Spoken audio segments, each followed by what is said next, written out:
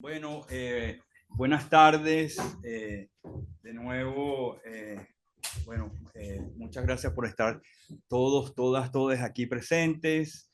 Gracias otra vez también a las instituciones que nos han ayudado, a las universidades, a los colegas, a todos ustedes, ¿no? Por estar acá, ¿no? Yo voy a tratar de presentar de una vez a los ponentes para aprovechar el tiempo. Y de paso les agradezco haber estado acá, ¿no? De verdad que es una gran oportunidad empezar a proveer lecturas sobre Venezuela de distintas miradas, de distintos lugares. Yo creo que parte de este proyecto también es empezar a vernos desde otros lugares, ¿no? Que obviamente desde la migración esos otros lugares afloran, pero hay veces que necesitan también ciertos respaldos de otras miradas de la crítica y también de la creación, ¿no? Entonces, voy a empezar con agradecer a Mónica Marinone por estar aquí con nosotros. Mónica Marinone es doctora de letras en la Universidad de Buenos Aires, magíster de artes en letras hispánicas por la UNMDP, profesora e investigadora en la Universidad Nacional de Mar del Plata. Ella tiene tiempo trabajando en Venezuela y esto es algo maravilloso porque es la oportunidad de tenerla acá y que nos ofrezca la experiencia que ha tenido trabajando en Venezuela, ¿no? Tiene un libro importante, bueno, tiene varios libros publicados, pero yo quiero destacar el libro Rómulo Gallegos, Imaginario de la Nación, que es un libro que yo utilicé mucho y me acuerdo que lo compré en una editorial en Monte Ávila, en una librería de Monte Ávila hace mucho tiempo, allá en Caracas, ¿no? Y bueno, y Mónica siempre ha estado pendiente de que organicemos algunas cosas con respecto a Venezuela y está aquí por nosotros, que también porque tiene que irse incluso mañana a asistir a una tesista, entonces vino por el evento y eso se lo agradecemos, ¿no? También con nosotros Betina Barrios Ayala, que ha sido una persona que, bueno, que también conozco hace tiempo, que ha estado muy vinculada con el sector de la migración en el sur, pero también con los sectores culturales en Venezuela. Es investigadora y docente, licenciada en estudios políticos por la Universidad Central de Venezuela, máster en Relaciones Internacionales de la Universidad de Belgrano y candidata doctoral en literatura latinoamericana y historia cultural en la Universidad de San Andrés, ¿no? Va a trabajar, Crédito local. sí. Perdón, a mí se me había pasado, Mónica va a trabajar un tema sobre memorias y comienzos, homenajes a la obra de Salvador Garmendia. Y, perdón, devuelvo con Betina Ayala, Barrios Ayala, va a trabajar el tema Caracas en los 70 por Traves y Brandley, críticas hacia la quietud indivisible del progreso, ¿no? El tercer invitado es Mariano Sinsky, ¿no? Gran amigo también, con quien hemos estado conversando recientemente, incluso tuvo un curso de nosotros allá en Chile. Es escritor, poeta, académico, profesor de lenguas y literaturas romances y de literatura comparada en la Universidad de Harvard. También fue periodista, ¿no? Célebre por varios libros sobre cosmopolitismo. También célebre por, de alguna manera, anticiparse proféticamente, por decirlo de una manera, a las condiciones migrantes que están sucediendo de nuevo, a los venezolanos y a muchos otros migrantes en el mundo, que ha trabajado mucho el tema de la inhospitalidad, que yo creo que desde hace tiempo lo viene explicando, diciendo y advirtiendo. Y yo creo que está buenísimo que esté también con nosotros y que nos esté mostrando qué es lo que está pensando sobre la migración venezolana, ¿no? Su título se llama Literatura de la Pérdida, ¿no? Y bueno, yo creo que con estos invitados podemos empezar y aprovechar los tiempos, ¿no? No sé quién quiere empezar. Vos coordinada, Juan. Sí, entonces, seguimos el orden entonces, ¿no? En ese sentido, entonces, digamos, el orden estaría yo, que yo no quería empezar. Bueno, voy a empezar yo y me limitan los tiempos. ¿Sí? ¿Ah? Sí, quería mostrar una imagen, pero bueno, no quiero tampoco detenerme mucho. Voy a leer un texto que resume un poco lo que vengo trabajando, ¿no? Veo la pintura que hiciera una joven madre migrante guayú de un árbol con copiosas ramas y de pronto me lleva al Orinoco, en cuyo delta reposara ancestralmente su tribu. ¿Puedes pasar? Su obra, que está denunciando la situación de desplazamiento forzado, me conecta con otra extranjera que viniera huyendo de la Guerra Civil Española, la reconocida pintora Remedios Varo, que hubo una exposición acá y Betina tiene un texto, ¿no? Quien en su visita al país por unos años pintaría también un árbol en el cuadro Exploración por las fuentes del Orinoco. ¿Qué pasa la otra imagen? Okay, gracias. En él aparece una mujer similar a la autora, quien se encuentra con un traje de gabardina británica y un sombrero bombín, sentada sobre una especie de vehículo con una brújula y una red de hilos que dan con sus alas de ancla. Al frente tiene una copa repleta de líquido que se desborda y que está incrustado dentro del tronco colocado sobre una mesa. Al parecer se trata de una investigadora que buscaba los orígenes del río, de su fuente donde algunos ubicaban el Dorado, que se escenifica con esta suerte de cáliz, aludiendo al Santo Grial en la forma de un recipiente alquímico.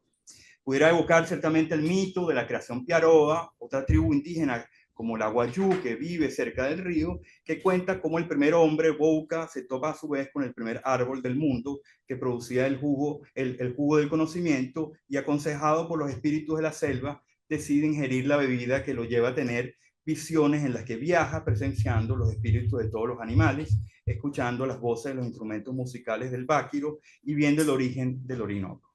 Sin dejar de aludir a esta fábula local, también alude a un cuento de la propia autora, de Varo, en la que se relata cómo el personaje Mistress Tromston, quien investiga un problema sobre la humedad en el condado de Kent, navega a bordo de un impermeable para excursiones y halla en un recinto una copa llena de agua que fluye permanentemente junto, por cierto, a un espejo que refleja una imagen del siglo XVI, fecha en la que estuvo gestando el proceso de colonización de América a partir de la mirada europea que fue construyendo su otro, distinto y parecido a Europa desde el desborde de la fantasía utópica y la idea de lo maravilloso, ¿no?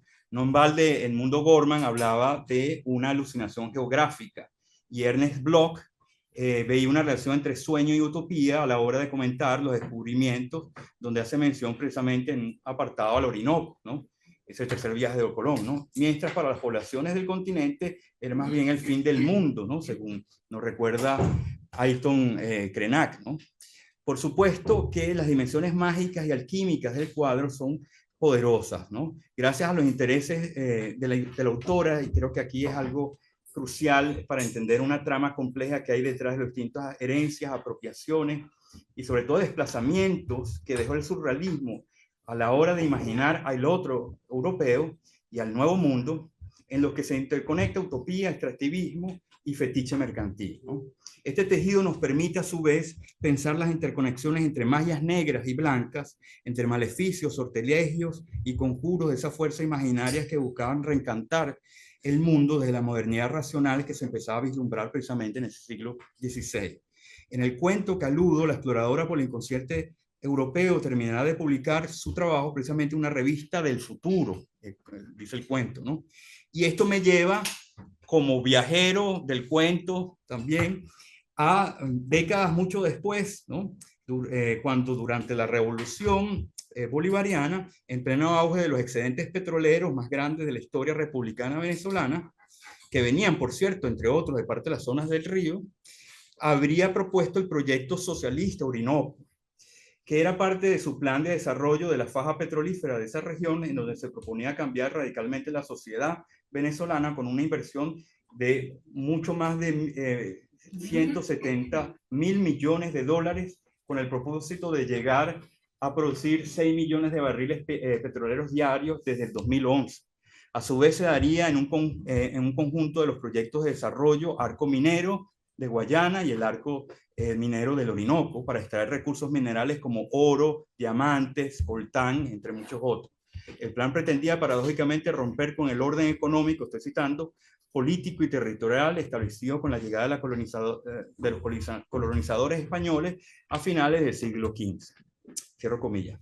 Bajo una ética socialista con el propósito de construir un poder popular y comunitario que incluía educación, agricultura, infraestructura para el desarrollo local y regional.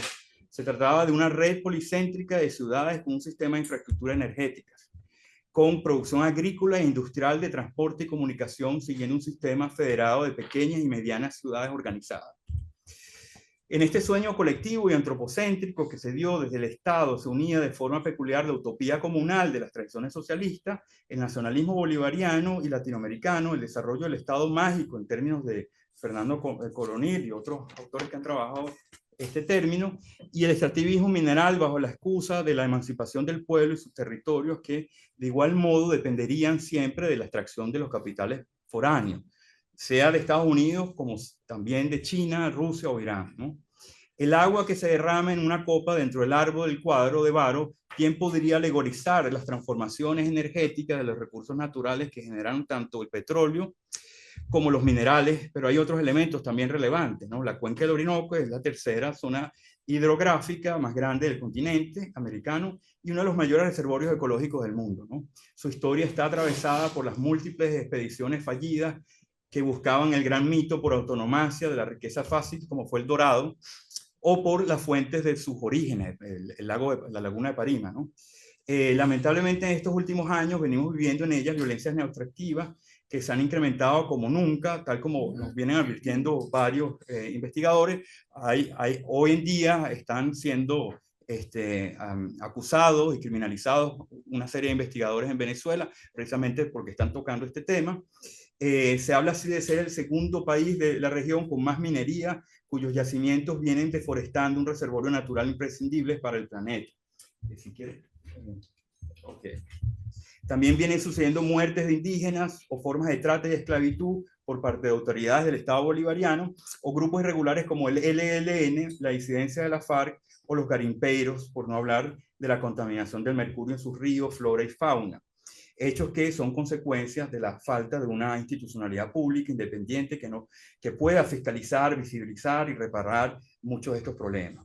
La ironía que entraña este problema es llamativa. ¿Cómo explicar esta aceleración significativa de extracción bajo unas autoridades que se proclaman como soberanas, revolucionarias y ecológicas? Volvamos a Varo y pensemos en la mirada de la exploradora que advierte en su exploración inconsciente una suerte de objeto de deseo, ¿no? Una suerte de objeto de deseo geopolítico, se lo podemos leer desde ese lugar, ¿no? Que cuestiona las lógicas entre lo nacional y lo transnacional, entre lo local y lo extranjero, ¿no? Recordemos este territorio, que este territorio pasó de ser valorado por parte del Estado venezolano como reservorio de biosfera, tal como fue decretado a partir de 1991, antes de la revolución, para convertirse en el 2016 en una región de explotación industrial promovida por un gobierno que se dice nacional revolucionario. Además, es curioso que en el 2023, durante el diferendo con el país vecino de Guyana, decidiera al más puro estilo de los conquistadores españoles o de las aventuras de Walter Raleigh, anexar por decreto la zona en reclamación que atraviesa parte de estos territorios y otorgar licencias de explotación de petróleo, gas y minería, no sin proponer una serie de medidas para poblar zonas aledañas al lugar nacional con un plan de submisión vivienda, ¿no? Entonces tenemos poblar, digamos, tomar territorio. No deja de ser curioso que el año en que Varo incursiona en el Orinoco suceden paralelamente tres hechos relevantes, ¿no? El primero es que el presidente Rómulo Gallegos, estamos hablando de los años 40, finales de los años 40, quien escribiera la famosa novela Canaima, en donde habla del río y la zona amazónica, es depuesto por un tiempo, para que tiempo después se imponga la dictadura del general Pérez Jiménez, quien según el escritor José Ignacio Cabruja decretaría el sueño del progreso, ¿no? Con su proyecto de nuevo ideal nacional. en el que se valió de los excedentes producidos por el petróleo, uno de los más importantes del mundo para ese entonces. Y también hubo las expediciones de Orinoco se dieron en esta época, ¿no? Durante ese interín, el arqueólogo José María Cruzen, este es un intercruzamiento que me llamó la atención, quien también como Varo se fue del viejo continente huyendo de la guerra civil española, no sin tomar unos cursos con André Breton, que también le sirvió para desarrollar parte de sus obras artísticas y para pensar su trabajo sobre las ruinas arqueológicas, porque él fue un gran arqueólogo importante para el país.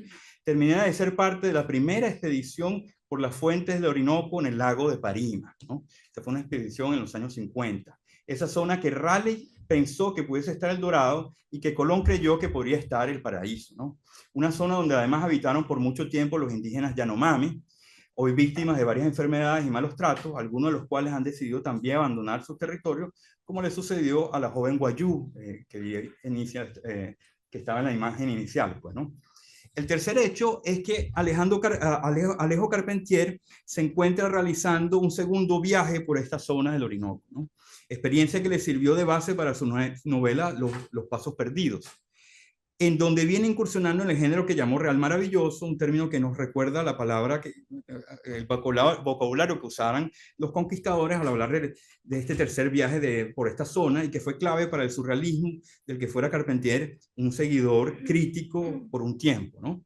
En esa obra, si bien hay una crítica a la extracción petrolera, vemos una fascinación por las riquezas mineras, dado en el personaje del minero griego. De igual modo, reinscribe la fascinación por el asombro del nuevo mundo, según nos recuerda Raúl Rodríguez Freire en un trabajo que hiciera en el proyecto utópico de Santa Mónica de los Venados, que también se traduce en posesión del territorio y quizás de sus recursos, tal como vemos con la figura del adelantado. Sabemos que después el autor será un importante diplomático de Cuba, del régimen revolucionario cubano, que según demuestra la historiografía reciente de Alejandro Cardoso, Edgardo Mondolfio, Manuel Caballero, siempre tuvo un interés por los excedentes petroleros, ¿no? En este tejido de acontecimientos, de viajes, de discursos imaginarios, coinciden varias formas de representar y encarnar las magias alquímicas de distintos tiempos que se entrecruzan. Ahí percibimos la permanencia de las fuerzas utópicas con las que se ha mirado el nuevo mundo, que no solo sobrevivieron de manera secreta, sino que se desplazaron hacia lugares discursivos identitarios entre nacionalistas, revolucionarios y latinoamericanistas. Ahí vemos la transformación del crudo petrolero que en la reificación lo vuelve objeto mercadeable, así como sucede con el valor del oro o el uso del agua o el coltán en el capitalismo mundial, ¿no? Las materias se transforman y el Estado capta sus excedentes, volviéndose poderoso, mágico, según la tesis de Coronil. La copa del elixir con resonancia gótica está en el famoso cuadro que pintaba Remedios Varo, surgiendo de un árbol del Orinoco en la que aparece extraer su savia, su fuerza vital, y eso nos recuerda cómo Raleigh, personaje histórico que estuvo también por esa zona, usó otra copa para efectuar una pócima, el llamado elixir de Guyana, que incluiría diferentes ingredientes de la naturaleza americana, entre ellos el oro mismo, como si también tratara de poseer los recursos naturales del suelo americano y darle un valor mágico beneficioso para el europeo. Por su parte, Carpentier en Los Pasos Perdidos, con el personaje del herborizador, veía la naturaleza amazónica como un laboratorio, cito, un laboratorio de alquimia telúrica. Y era a su vez una especie de científico aventurero, colector de curares, de yopo, de peyotles y de cuantos tóxicos y estupefacientes selváticos que pretendía estudiar y experimentar, calificándose a sí mismo no solo como señor de los venenos, sino precisamente como alquimista, descendiente directo de Raimundo Lulio. La alquimia es precisamente lo que para el teórico medial Jussi Parica preparó, cito, el camino experimental para buena parte de la cultura tecnológica y su magia, tal como se sugiere en la novela de Thomas Pynchon, Contraluz, ha sido sustituida en el capitalismo por la producción mercantil, algo que está detrás de las reflexiones de Cabrujas y Coronil. No debe ser llamativo que Ralph Bauer, en un libro que se llama The Alchemy of Conquest, la alquimia de la conquista, Para él el descubrimiento de América fuese paradigmático para el cambio que significó la alquimia bajo la idea de experimento científico. En esa transformación, según él, el nuevo mundo fue muy importante, ¿no? Dentro de la ciencia, ¿no? Que implicaba no dejarse llevar por la superficie y ver lo que hay en el fondo, ¿no? De ver precisamente, siguiendo ahora una cita de Michael Marder, al Orinoco como una suerte, esto lo estoy diciendo yo, cito, como una suerte de contenedor de energía cuyas profundidades esperan ser alcanzadas, penetradas y apropiadas. Cierro la cita, ¿no? Y que fue clave para el desarrollo tecnológico del petróleo. Pensar el continente como lo otro europeo era también usarlo para sus conocimientos y formas de extracción, tendencia que terminó desplazándose dentro de quienes pretendían superar esa mirada. Así, las relaciones entre lo extranjero y lo nacional se diluyen y complejizan, a excepción, y aquí ya termino, de esa joven, si podemos volver al inicio, de esa joven wayú, migrante y desplazada, que pintó en una pared un árbol cerca del Orinoco, pero con una referencia paradójicamente curiosa, porque la referencia no es wayú, sino es un homenaje cristiano a la señora Consolata. Bueno, muchas gracias.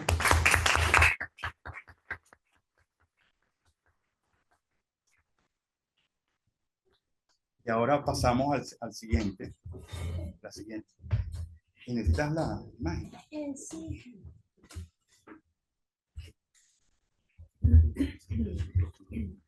Así.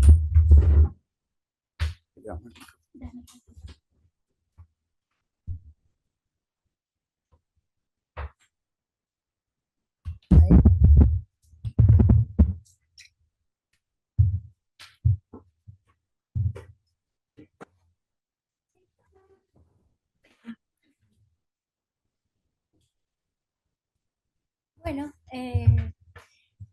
más cerca. ¿Sí? Bien. Bueno, estoy muy agradecida de esta oportunidad de compartir esta mesa con ustedes, de este encuentro venezolano. Y bueno, con la universidad, porque esta es mi universidad. Estudio acá desde el año 2019. He pasado por un par de programas y bueno, ha sido un lugar muy importante para mi respaldo como migrante. Así que muchas gracias. Bueno, voy a hacer un breve como pasaje. No sé por qué relampagué así, no debería ser así, pero bueno, así quedó. Lo trajiste así. No, la verdad que no, no era la intención, pero no, para nada. Sí. Pero bueno, continúo. Quiero hoy como compartir parte de la investigación que estoy haciendo para graduarme acá como doctora, que implica, digamos, una revisión histórica sobre los años 70, periodo que ha sido resaltado en todas las discusiones, todas las personas lo han puesto en un lugar en su discurso sobre que es un periodo, digamos, o sea, Gabriel, Gustavo, lo comentaron, de gran bonanza y gran confusión. Es un periodo de confusión, pues a pesar de que bien señalaba Juan Cristóbal, la primera bonanza petrolera es entre los años 40 y 50, durante los años 70 ocurre la nacionalización del petróleo y hay una inversión muy potente en todas las áreas del país y concretamente hacia como potenciar la capital venezolana como, bueno, el epicentro del progreso, la promesa del futuro y una cantidad de lemas muy prometedores que sin embargo estaban paralelos a una amplia brecha social, una situación de migración rural y también inmigración extranjera de gran complejidad que hizo que se generase como una Caracas caótica, pero verdaderamente caótica, en la que había rascacielos, ranchos sobre el valle, como si fuese una especie de cáncer en metástasis muy, muy potente. Y allí hay una especie de visión que ignoraba o solapaba, digamos, este estado de las cosas, eh, inclinándose a una vida maravillosa, digamos, como real maravillosa, de alguna manera, de enorme abundancia, whisky escocés, fiestas, rascacielos, puentes, bueno. Esa llegada, digamos, de este periodo moderno coincide con que aparecen en la escena como cultural, pero de manera periférica, muchas personas, entre ellas Marta Traba, argentina, que en realidad hizo muy buena parte de su vida en Colombia, y Bárbara Brandly, que se casó con un arquitecto venezolano y llegó a Venezuela en el año 59 más precisamente, y comienza a explorar, bueno, lo que tiene que hacer todo migrante, que es una mirada muy aguda respecto de su contexto. Eso es parte, pues, de lo que mi tesis quiere revisar, ¿no? ¿Qué pasa con esa mirada? ¿Qué implica mirar? Que no es exactamente observar. Mirar tiene una carga afectiva, mirar tiene una reflexión. Cuando miro, soy fotógrafo, ¿no? Y Marta Traba tiene como un pasado poético, ¿no? O sea, su primer libro es un libro de poesía y ella luego pues se aleja de esto, deja de publicar poesía, pero todo lo que es su vida como ensayista y realizadora cultural, por decirlo de alguna manera, está pregnada de metáforas y reflexiones muy, muy sensibles y antipáticas. Esa es parte de lo que es muy interesante de su personalidad, sobre todo cuando es mujer y es migrante, sin entrar como en ese debate, en una sociedad que es proclive a, a como un desarrollo que tiene que ver con una exageración de los logros y una cultura, bueno, profundamente machista, donde la mayor cantidad pues de los actores culturales ni siquiera son mujeres, o las mujeres no tienen como un verdadero espacio de acción. Ella era poco valorada, digamos, ¿no? Y escribió, porque como bien se señalaba Gabriel, el uruguayo Ángel Rama tenía trabajo, digamos, en esta Venezuela saudita de los años 70, fundó la Biblioteca Ayacucho, y él tenía una inserción como formal en la vida cultural, cosa que ella no tenía en lo absoluto. Y esta, digamos, distancia entre ella y la vida cultural tenía un trasfondo, digamos,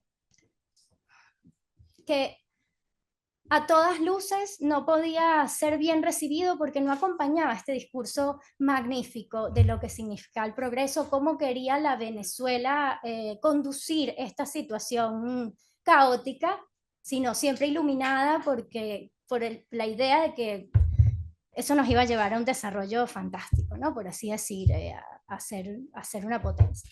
Bien, entonces he tratado de explicar un poco este contexto, que es algo en lo que Sandra, cuando cursé con ella, me hizo mucho énfasis, como cuál es el contexto de tu problema, en qué estás, claro, y es interesante hacer el ejercicio, porque, porque para mí es también una especie de misterio, ¿no? O sea, yo no estaba viva en los años 70, es algo que tengo que explicarme a mí misma, ¿no? Y es un poco, bueno, ¿qué estaba pasando? En este continuum que introdujo Juan Cristóbal, se establece esta democracia y hay una crisis como política luego de que cae la dictadura de Pérez Jiménez. Está la revolución cubana en paralelo, que también mencionó Gonzalo, y hay unas guerrillas como intestinas en el país que se apaciguan a través de estas inversiones como en fortalecer una democracia, pero esas minorías tienen cierta relación con lo que no se, con lo que quedaba como por fuera del discurso, en lo que Traba de alguna manera se fija. O sea, ella quiere mirar o trabaja como en colaboración con entender por qué el arte cinético representa a Venezuela, qué tiene eso que ver con sus verdaderos valores, por qué se utiliza eso para acompañar lo que significa ser venezolano. ¿no? Y esa es una pregunta, bueno, muy difícil de acompañar para la política venezolana, para la élite venezolana, y ella utiliza constantemente todas las herramientas que hay a su disposición, como la publicación en el papel literario, donde siempre señalaba esta incomodidad. Ella publica entonces o reúne este libro, Mirar en Caracas, en el año 74, que dentro de los pocos como espacios que consigue para expresar su pensamiento, aparece este libro, y, y ella hace observaciones muy agudas, pero poco aplaudidas. Digamos, este libro tuvo éxito, pero fue un éxito como solapado porque no era complaciente, y no lo era en lo absoluto. Entre las figuras que ella, digamos, como destaca, aparece Gego, que, bueno, es una artista reconocida mundialmente, que es una inmigrante alemana en Venezuela, y ella es muy inteligente, Gego. Ella tiene un pasado como arquitectónico, o sea, y aplica esto como a su obra de arte, pero ella utiliza, digamos, los metales, o como esta cuestión que utiliza también el arte cinético, pero no con una firmeza que quiera que acompañe, digamos, este ideal totalizador, sino como composiciones que llama reticularias o chorros, que son como estructuras frágiles, y es como si de alguna manera ella estuviese dando cuenta de que hay una manera de trabajar con los materiales que enorgullecen al país, pero que no lo llevan a ese lugar de supuesta potencia que no tenía en lo absoluto. Y ella lo veía. Entonces, bien, a la par, para ir como redondeando mi intervención, está Bárbara Brandley, que decía es suiza, que se casa con este arquitecto, llega a Venezuela, empieza a explorar la fotografía, trabaja como con una fotografía vernácula con su hija, y en esta escena como cultural bullente, porque sí que lo era, o sea, pasaban muchas cosas que no voy a poder comentar aquí, ella conecta con John Lange, que es varios años mayor que ella, que es un diseñador muy importante venezolano. Él ve como un discurso visual que ella hace con estas fotografías que estoy presentando acá, en este relampagueo, y se siente como, bueno, aquí hay una narración en este libro, vamos a buscar a alguien que elabore textos para acompañar esta narración. Y esos textos los hace Román Chalbaud, que era un cineasta joven y también escritor. Y este libro es muy interesante porque de manera muy acallada y sencilla está dándole una mirada como muy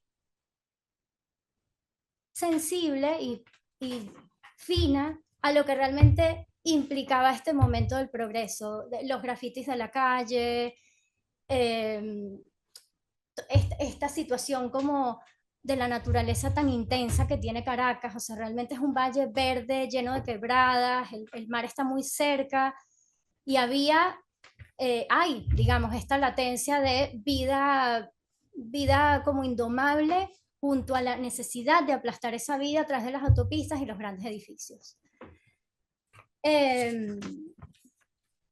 Entonces, bueno, este panorama, como este corpus o este libro, ¿qué es lo que realmente me interesa? Digamos, poder releer con instrumentos que han aparecido, digamos, críticos hoy día, como Ailton Krenak y otras cuestiones, Eduardo Kohn, o sea, mucha gente que está escribiendo, como volviendo al giro antropológico de los años 70, están pasando cuestiones muy interesantes que en ese momento no existían, no se podía leer estas manifestaciones estéticas, aunque, por ejemplo, Marta sí lo hacía. Entonces, qué interesante pensar que habría pasado si ella pues no hubiese tenido la muerte trágica pues que tuvo, y que pudiera haber encontrado un diálogo fructífero, digamos, en relación a esta crítica que tan interesante que ofreció, esta desconfianza, porque en verdad era como una desconfianza sobre la pregunta sobre la identidad, y en un encuentro como este no deja de ser pertinente pensarlo, ¿no? ¿Dónde está la identidad de los venezolanos? ¿Qué es lo que realmente nos conecta? O sea, ¿qué es lo que nos representa, y como tener la oportunidad de ver esa historia y no, digamos, reescribirla porque no se puede, pero sí darle una mayor coherencia y sentido. Creo que ya.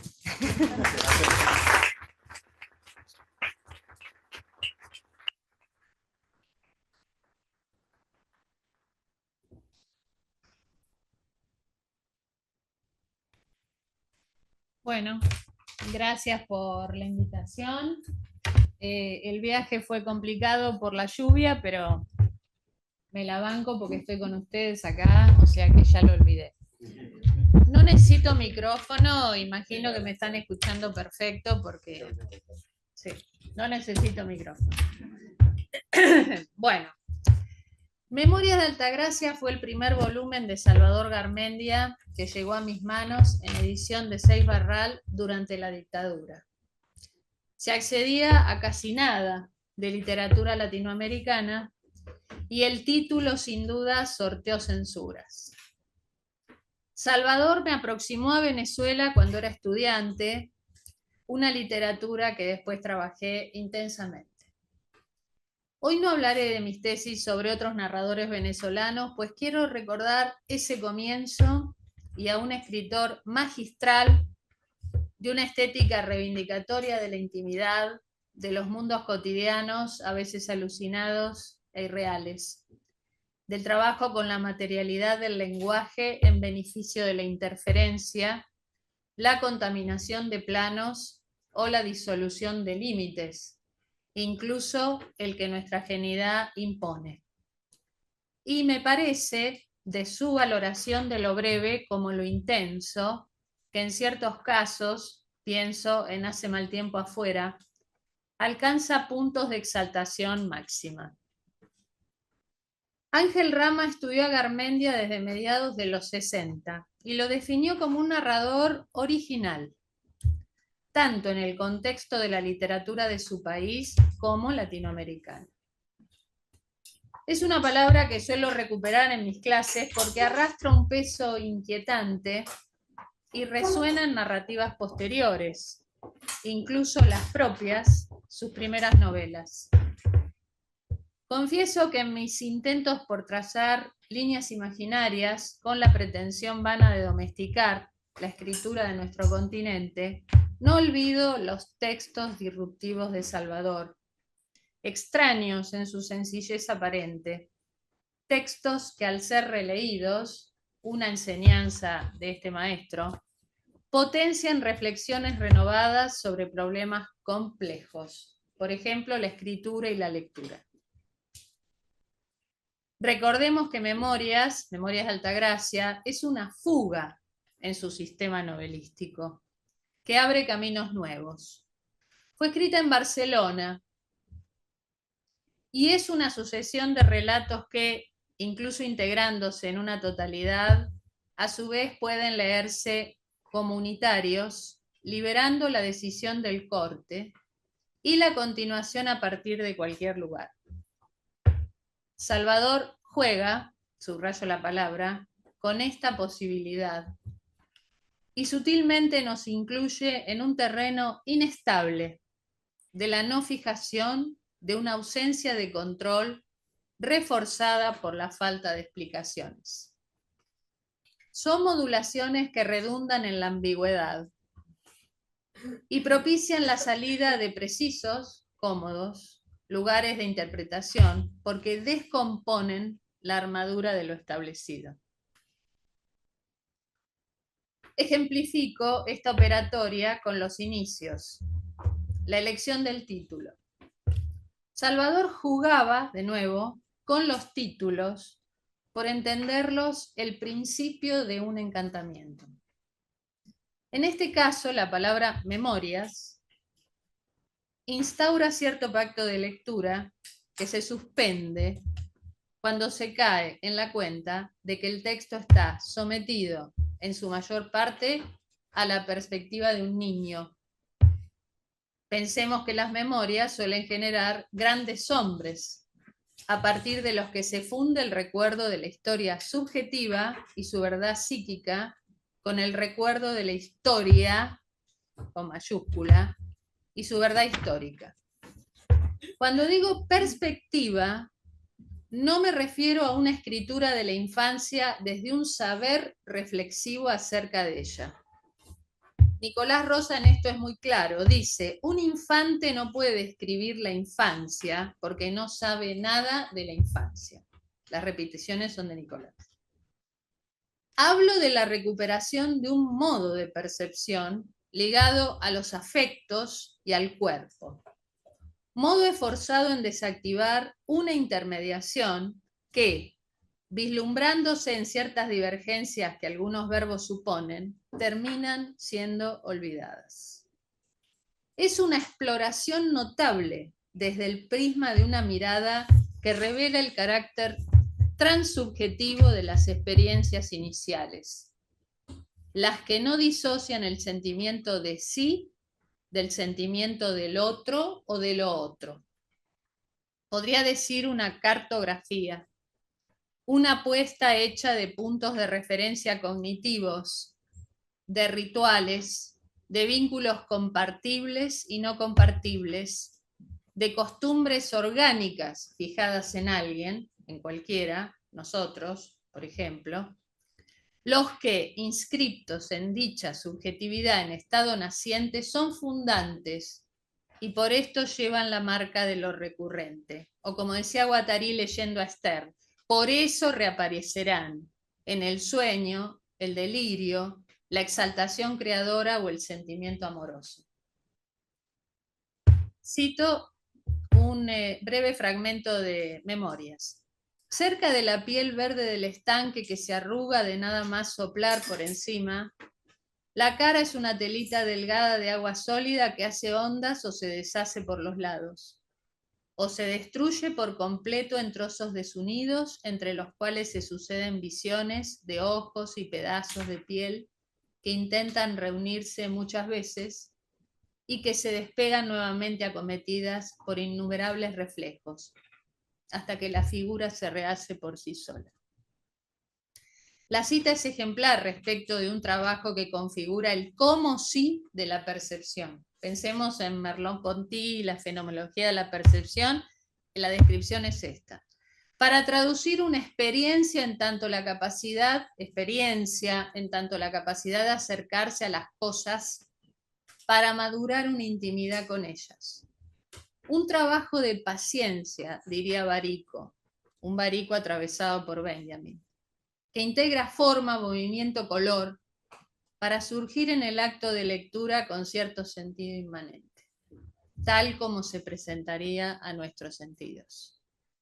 Y una de las virtudes que conlleva la realización de esta opción, nada fácil, por cierto, es que a pesar del indicio personal constante, el yo parece decolorado, borrado hasta llegar a la prescindencia de un nombre. Entonces, desde este otro sentido, regreso al pacto de lectura y a su reactivación, Memorias de Altagracia, a la pertinencia del uso memorias, anticipando un ejercicio dirigido al exterior. El título prefija el protagonismo de Altagracia, a pesar de la subordinación, que surge tensando la fundación de dicho sujeto, el cual, como corresponde también a las memorias, nunca vacila. El uso cartografía no es inocente. Aquí la memoria es facultad, pero también sitio restituido, puro lugar de acumulación como la escritura.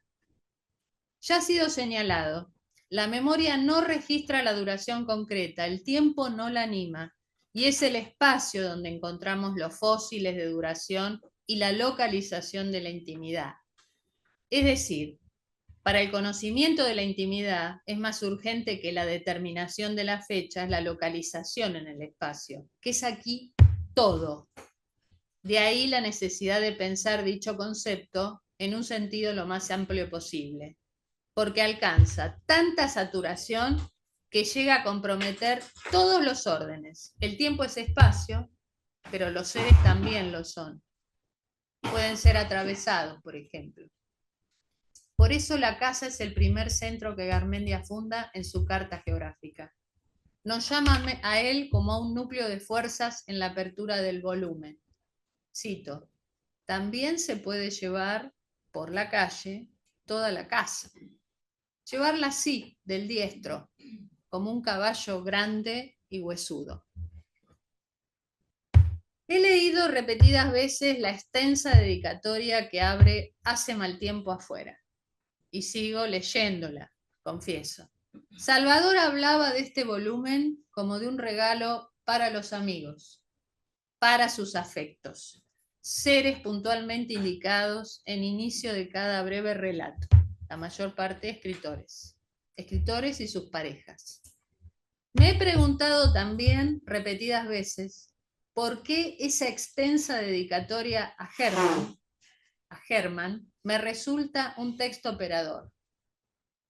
Hermann lo indujo a leer toda la literatura posible cuando Salvador era un niño de 12 años y estaba tuberculoso en cama. Era una época en que se moría de tuberculosis. La dedicatoria, otro comienzo, es una vasta enumeración de objetos, de imágenes sensoriales, de impresiones nada extravagantes, porque se entienden, son propios de un espacio íntimo compartido, sencillamente próximos, congruentes. Sin embargo, este encuentro tan poco desconcertante posee para mí ese poder de encantamiento pretendido.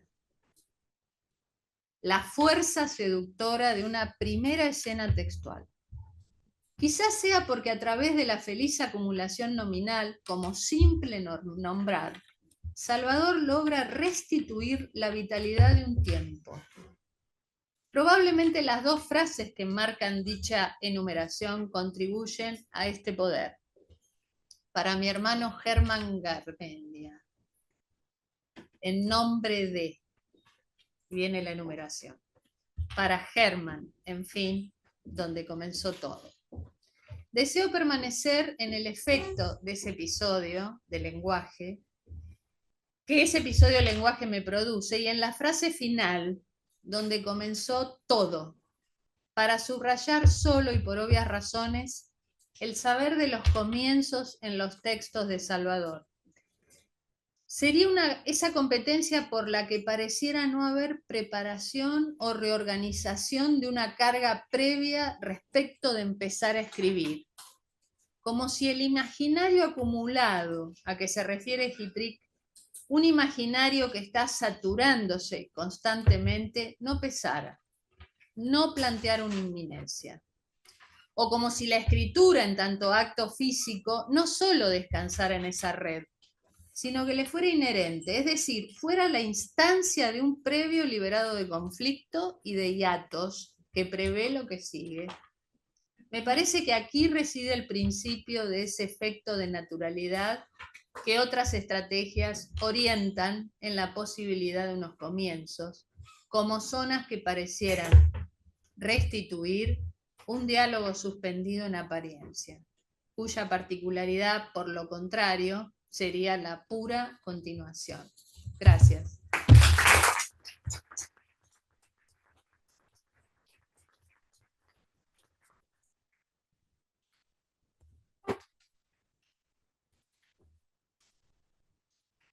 La literatura de la pérdida.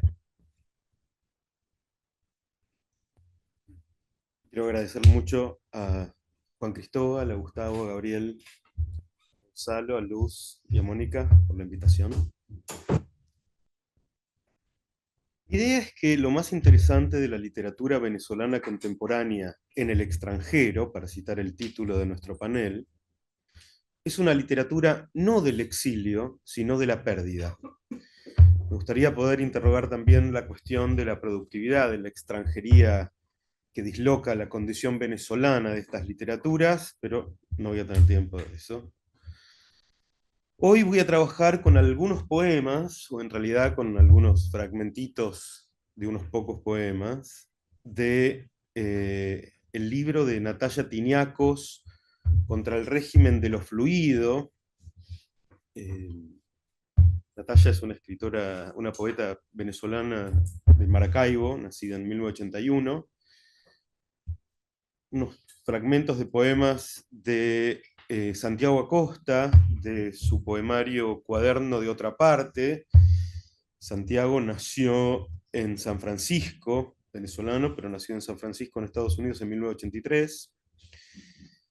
Y también un libro extraño y fascinante de Juan Cristóbal Castro, que es de Caracas, de 1971, no sé si eso lo dijiste, lo querías revelar, que se llama Arqueología Sonámbula, que es un libro que utiliza el artificio del manuscrito hallado para desplegar la narración de un regreso a Caracas, donde el dolor, el rechazo, la frustración, la tensión entre el reconocimiento y el no reconocimiento, ¿no? La noción lacaniana de méconnaissance, propician la puesta en escena de una teoría sobre la ruina, la novelización de la historia y crítica literaria, y una filosofía de la historia novelada.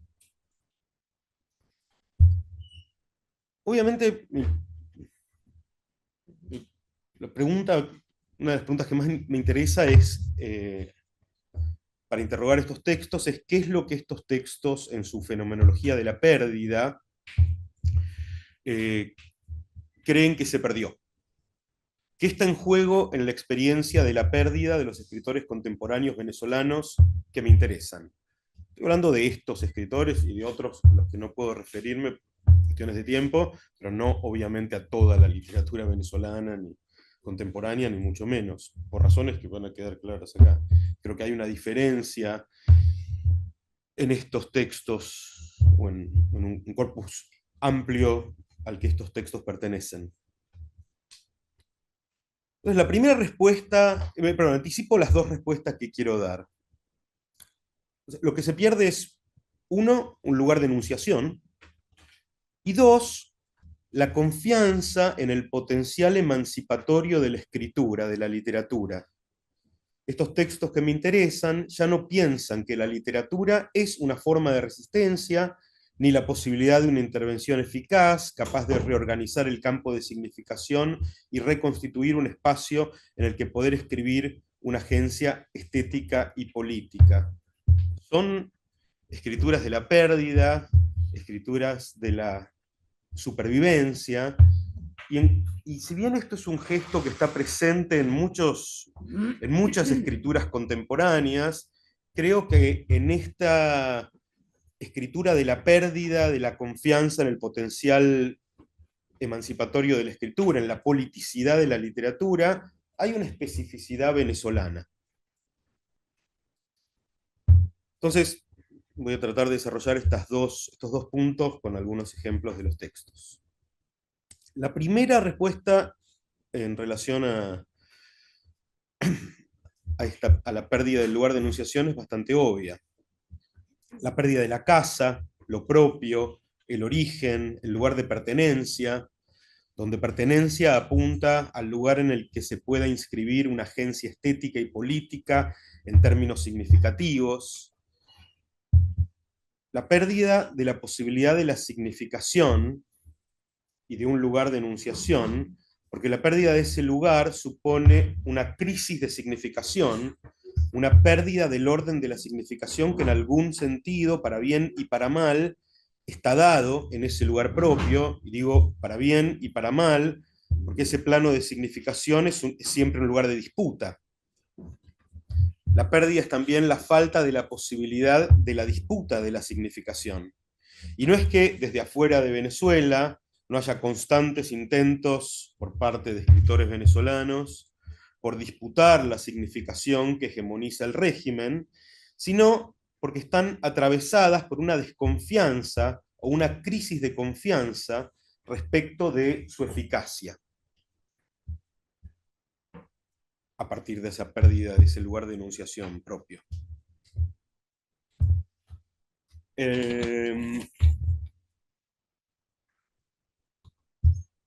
¿Por qué es una literatura de la pérdida y no del exilio? No. Discutimos por mensajes de WhatsApp con Gonzo ayer. El campo de significación exílico está estructurado por la noción de hogar, que está en el centro e impone el sentido del desplazamiento y distanciamiento de ese centro que funciona como el point de capitón lacaniano que organiza la significación de la experiencia del exiliado. Además, es fundamental la fantasía del regreso, del homecoming, como una instancia de redención. En esta fantasía, la vuelta a casa repararía, reconstituiría la totalidad de sentido perdida y juntaría, rearmaría los pedazos de una subjetividad rota, fragmentada por la experiencia del destierro. Hay exilio, la noción de exilio funciona en la medida en que esta fantasía pueda ser sostenida, narrada, escrita. No es necesario volver, porque ese regreso puede ser pospuesto de manera indefinida, pero el exilio depende no de la certeza del regreso, sino de la promesa del regreso, del regreso como promesa de redención y reparación.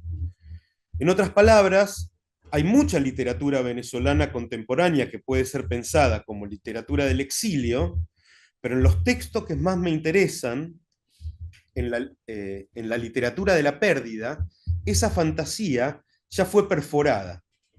Las promesas de reparación y restitución ya no funcionan, y los regresos y la imposibilidad de regreso que escriben tiene que lidiar con la crisis de significación de escribir desde la pérdida como condición permanente. En este sentido, el caso de Natalia Tiniakos es muy relevante. Su libro Contra el régimen de lo fluido, de 2024, publicado en Estados Unidos en la editorial Ugly Duckling Press, en una edición bilingüe, es una colección de poemas sobre su experiencia de pedido de asilo político en Estados Unidos. Contra lo que seguramente le aconsejaron sus abogados, decidió escribir ella misma su solicitud formal de asilo político y se negó a tener una traductora durante la entrevista que le hicieron los funcionarios del Departamento de Homeland Security. Dice que decidió pedir asilo político como poeta y para constituir la evidencia de su pedido de asilo, presentó los poemas que escribió y publicó en Venezuela en contra del gobierno de Maduro. La funcionaria que estaba a cargo de la entrevista le preguntó, ¿por qué la poesía? ¿Por qué, digamos, traduzco yo, por qué pedir asilo político como poeta? ¿Por qué presentar poemas como prueba del pedido? Y Tiniakos contestó, porque la poesía puede hablar de la libertad en una lengua radical. Los poemas de su libro Contra el régimen de lo fluido intentan responder, en su práctica poética, a la pregunta de ¿por qué la poesía?, en diálogo con el texto raro y difícil del pedido de asilo político que presentó en Nueva York en 2021. Eso es exactamente lo que hace Tiniakos en Contra el régimen de lo fluido, en esta reescritura poética del documento legal que presentó frente a las cortes migratorias en Estados Unidos. Escribir poesía refugiada, poesía del asilo, poesía que ya sabe que no puede volver a casa, y entonces la pérdida como lugar de enunciación supone una dislocación radical de la gramática del documento legal, de una lengua y una gramática que suenan de otro modo porque ya son otra lengua, la lengua de su propio pedido de asilo político tensionada, implosionada. Y leo un fragmento del primer poema del libro. Hay que pasar por humano, no hambre.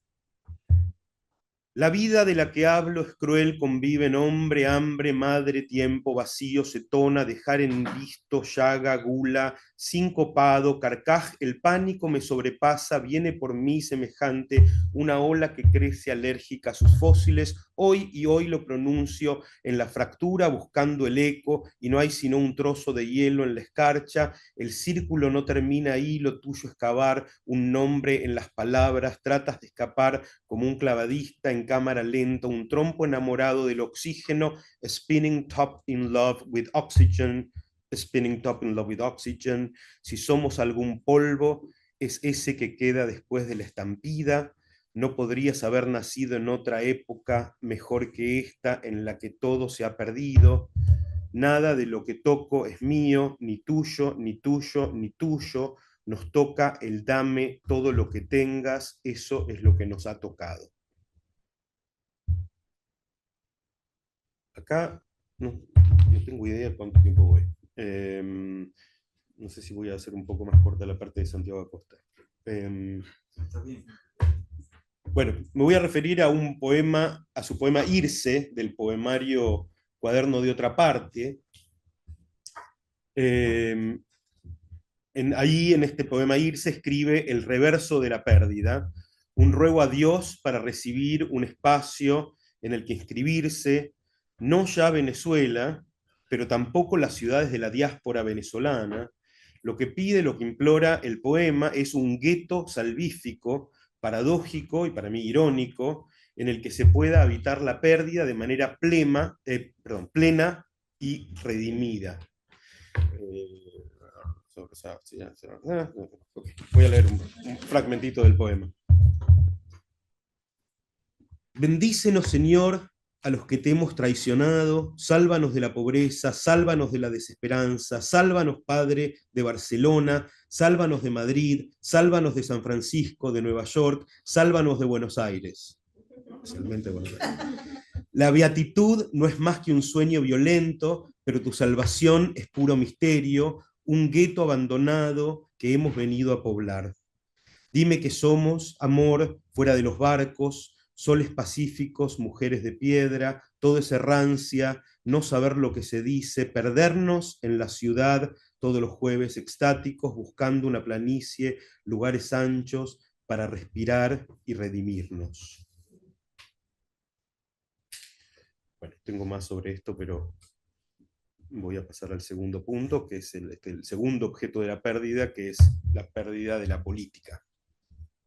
Y les decía que acá creo que hay una especificidad venezolana en el contexto de las muchas escrituras de la pérdida contemporáneas, porque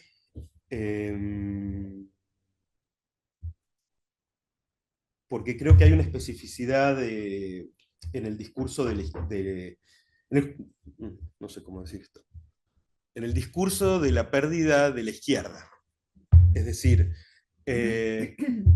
cómo articular una escritura inscripta en un horizonte emancipatorio cuando el sentido de la emancipación está hegemonizada por el régimen.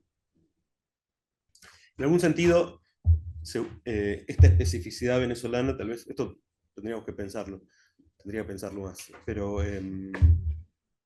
está compartida con los discursos de la pérdida de la disidencia cubana. Esto es algo sobre lo que Juan Cristóbal escribe mucho en Arqueología Sonámbula.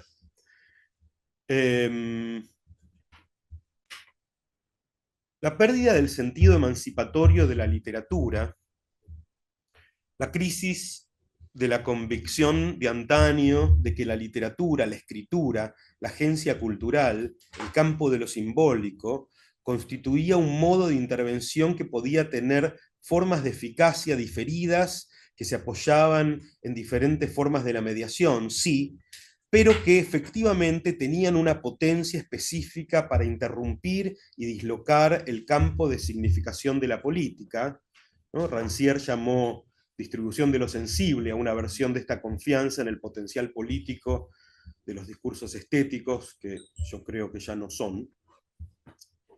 La pérdida de la literatura como discurso público, y no como en el caso de los poemas que presenté antes, como elaboración y escritura de un duelo subjetivo. Los textos que me interesan tienen inscrita en su forma y en la tematización de su pérdida venezolana la conciencia de su impotencia política. En otras palabras, la pérdida de la politicidad efectiva de la literatura.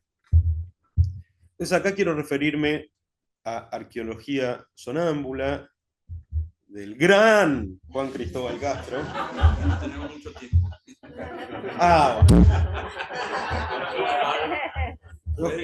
Dar un Sí, breve resumen. No, en tenor lacaniano de algunas cosas que decía, pero lo dejamos acá. Seguimos la semana que viene. Bueno, voy rápido. Arqueología sonámbula de Juan Cristóbal Castro es el homecoming de un narrador que vivió en Estados Unidos y ahora en Colombia, que hace un viaje sebaldiano para arreglar asuntos familiares, juntar las pocas pertenencias que le quedan, algunos manuscritos, ver a algunos amigos, sobre todo a uno, a Juan Cristóbal, su doble, su yo escindido, que se quedó en Venezuela cuando él decidió partir. Pero es sobre todo un viaje de exploración y elaboración de Venezuela, de Caracas, como ruina. La ruina que produjo el chavismo. En este libro, la ruina...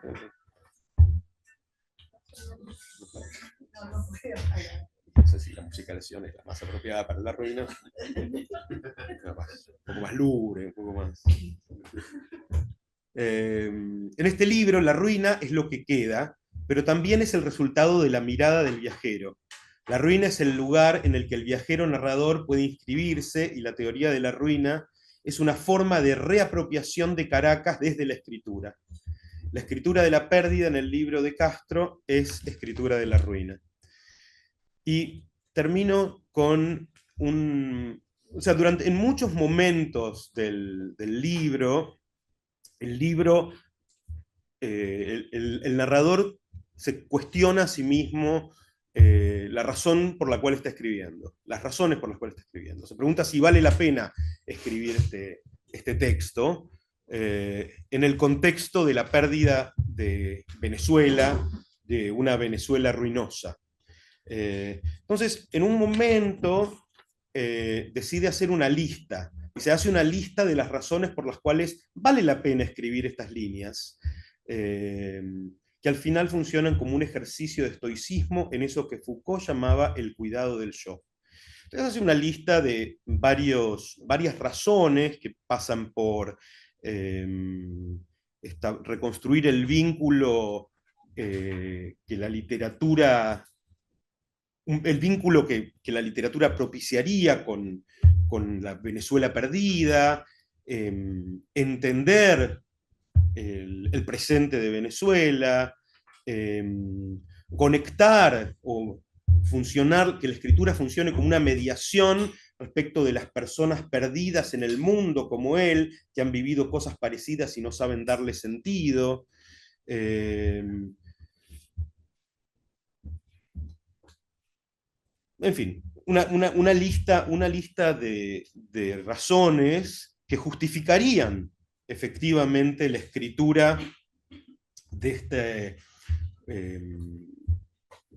la escritura de Venezuela y que justificarían la existencia del manuscrito en relación con la situación ruinosa de Venezuela. En otro momento se cuestiona o se confronta su imposibilidad de contar la catástrofe. Y al final termina esa larga lista y dice, estas son algunas de las justificaciones. Les da una y otra vez la vuelta y la verdad es que ninguna lo convence. Algo en él le dice que está mintiendo, pero no lo expresa en voz alta para no quedar en evidencia.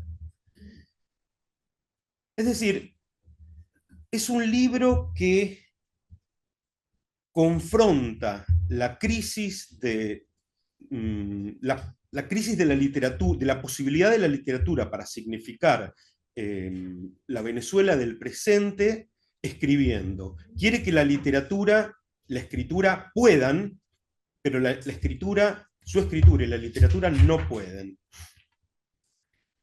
Y entonces, a mí me parece muy interesante esta elaboración de la impotencia de la literatura, de la impotencia de la escritura en relación con la crisis, con la ruina de Venezuela,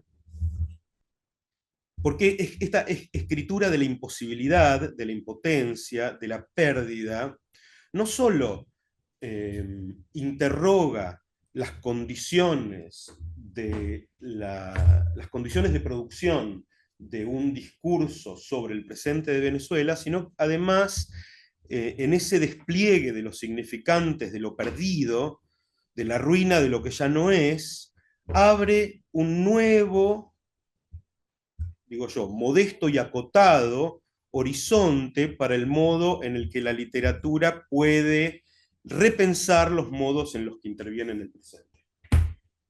Gracias.